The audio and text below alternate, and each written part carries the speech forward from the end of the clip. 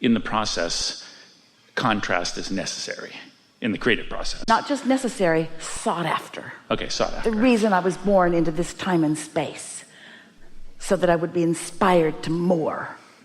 Okay, I love that. Does fear need to be part of that process? Fear is only evident when I'm calibrated in opposition to my desire. Fear exists when I calibrate in opposition to desire. Okay. So it's not needed in the sorting out process. Oh yeah, it's needed. Oh, is it? It's needed because how are you going to know? You put a happy face sticker over your gas gauge, you might run out of gas. If you don't know about emotions, how are you going to know that this feels good if this doesn't feel bad? Isn't everything relative? Isn't there a relationship thing that's going on? Isn't that at the basics of physics as you know them to be? Isn't that necessary to calibrate anything? It doesn't have to get to fear. It could be frustration.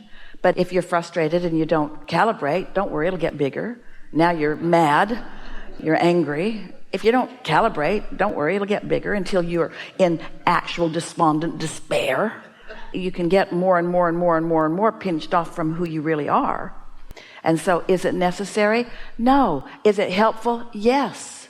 This is something that we have just begun saying since we're talking about calibration, and so many of you are resonating to what calibrating really is. When you feel negative emotion, you are in the act of calibrating to something you do not want. But in the moment that anyone is calibrating to what they don't want, an equivalent calibration of what is wanted is happening at the same time. That's what relativity does for you. So if it's really, really, really unwanted, then this is really, really, really wanted. And you didn't just get there. There's been momentum in those vibrations that have led you to that. So the whole time you've been calibrating your way to fear, you've also been calibrating your way to love.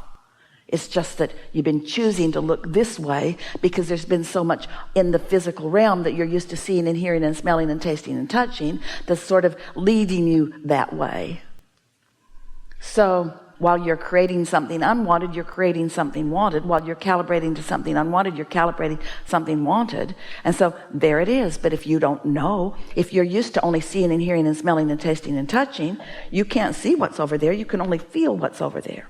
So it isn't until you understand that emotions are your tool of evidence of what you're calibrating that you would begin to feel for something else. You can't look and find it because it hasn't turned to things. It's not manifested yet, but you can feel it. So as you feel for it and find it and feel for it and find it and feel for it and find it and feel for it and find it and calibrate to what feels good, then those thoughts turn to those things. How are you going to create something that hasn't been before in your life experience? Don't you have to start where you are? And if you're starting with a belief that you're unworthy or incapable, don't you have some vibrational ground to cover before it starts taking shape? Yes. Along that lines, in the idea of the fact that trusting the process, I was talking to a friend who is a fan of yours as well, and I was saying, I'm really starting to feel like the universe is doing like 97% of the work. Yeah. And she said, that's so sweet that you think you're doing 3%. and it's still hard for me to trust that that's really the truth. Well, here's the thing though, in appreciation for her putting it that way, because law of attraction is the engine and you are source energy, but it does require focus. It does require calibrating. And turns out just wanting it occasionally doesn't cut it. So maybe you're calibrating 3%, 4%. Maybe you're calibrating 10%. Maybe you're all in. Maybe you're paying attention to how you feel. Maybe how you feel matters. Maybe when you don't feel good, you're thinking about why you don't feel good and you're poking around at it until you really don't feel good. Maybe you're making it absurd and you really don't feel good and you're launching more and more rockets, and then you decide it gets big enough and bad enough and absurd enough that you say, I don't want to feel like this. We wouldn't be putting any percentages on it. We want to say that the power is in the energy. It certainly is. But a creator focuses. And so what we would like to say, and maybe what she was getting at, is we don't want you to manipulate through words and actions, and by trying to get other people to behave in different ways, and by trying to think what's their real ulterior motive and what were they getting at and why did this turn out that way. In other words, stop manipulating and start calibrating. But the percentage of attention could be great. A lot less action, a lot more calibrating, a lot more thinking, a lot more feeling, a lot less speaking, and a lot less doing, and a lot less managing, and a lot less controlling, and a lot less trying to get other people to be different than they are so that you can feel better. But still, calibration is a real deal. It's real work.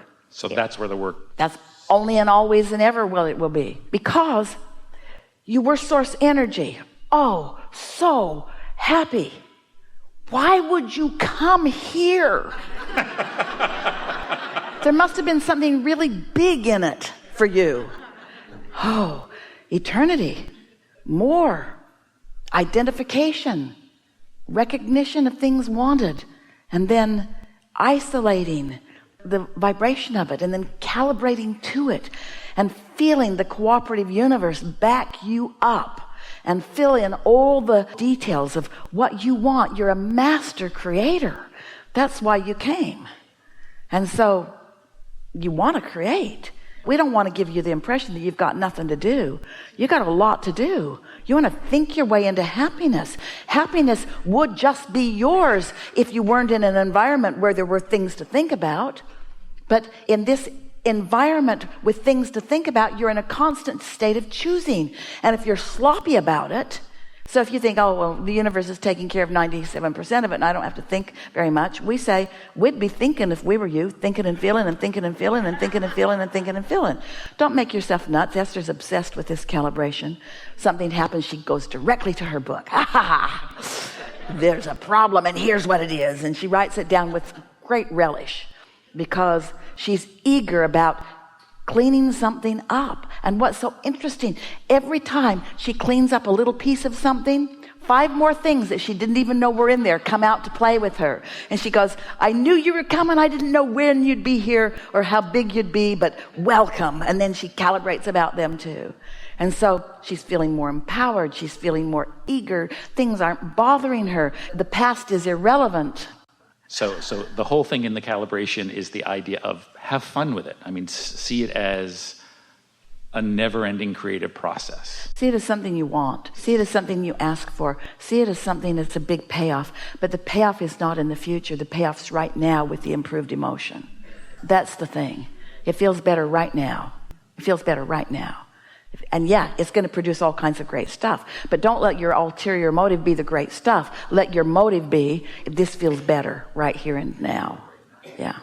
Because when you think about it, let's go back to this conversation that we had earlier about it's attraction, attraction, attraction. So your inner being exists in a state of being as an attractor. And the law of attraction is responding to your inner being. And your inner being is sure and kind and love and smart and whole and full and eager. Your inner being is liquid love. Your inner being is infinite intelligence. Your inner being is expanded consciousness. Your inner being is a big deal. Your inner being is joyful beyond human description. So there's your inner being. Who is you? Who is you? Radiating all this becoming, and not the becoming that you might be identifying before you got here and messed it up. No, you didn't get here and messed it up. You got here and made it more. Your inner being is more of all of that we were describing because of the contrast that you've allowed yourself to live. Because in calibrating, you calibrated more, and your inner being enjoys the moreness that you calibrated and calls you home to the fullness of the creation that you have set into motion. You see how it is? Does that make sense to you? Yes. So there's your inner being radiating all of this clarity and love and fun and joy of life, radiating it, being it. And here you are having some sort of relationship with that part of you. So let's say you're having a hard time today. Your inner being isn't. Your inner being is steady. Your inner being's got the light on. Your inner being is giving you an opportunity to feel your way to that. And sometimes you do, and sometimes you don't. When you don't, your inner being stays steady in that love. But when you do find your way home to it in this moment, your inner being feels rapturous. And so do you. You know those goosebumps that come with that new clarity? You know that the love that washes all over you when you're loving someone so much that you want to turn inside out and lick them all over their face? You know those feelings? That's you in resonance with your inner being as you and your inner being are having your allowing moment. Because your inner being's been there. Your inner being's been out ahead of it.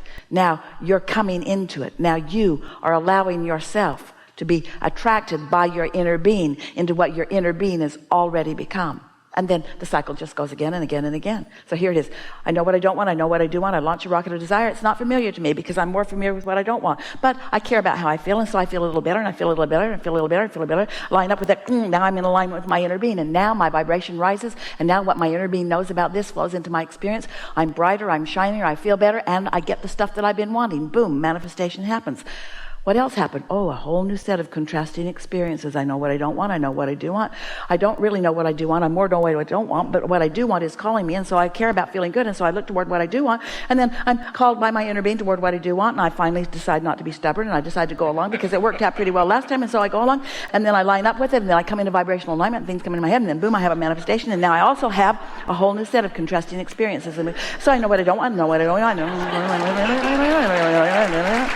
That's just how it goes. That's the eternal process of becoming. And it's supposed to feel good.